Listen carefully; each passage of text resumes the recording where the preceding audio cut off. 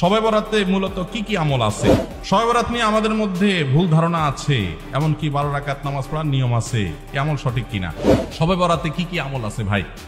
শবে বরাত উপলক্ষে ওই রাতে করার জন্য হাদিসে আলাদা করে এই আমল, এই নামাজ, এত সূরা, এতবার, এরকম কোনো কথা কোনো বিশুদ্ধ হাদিস দ্বারা প্রমাণিত না।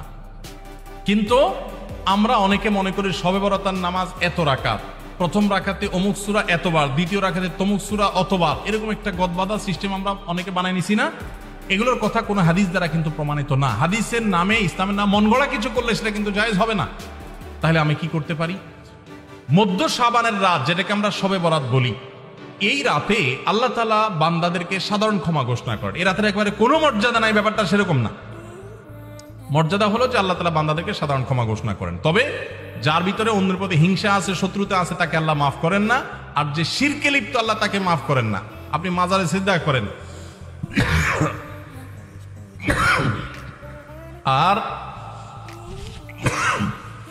শবে বরাতে সারা রাত মসজিদে সিজদা করতেছেন আর কান্নাকাটি করতেছেন, লাভ নাই, কারণ আপনি শিরকে লিপ্ত। শবে বরাতের সাধারণ ক্ষমা বা মধ্য শাবানের রাতের সাধারণ ক্ষমার মধ্যে আপনি পড়বেন না।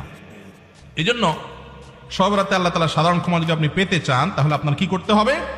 আপনার নিজেকে শিরক থেকে মুক্ত করতে হবে। শত্রুতা বিদ্বেষ কারোর প্রতি রাখা যাবে না।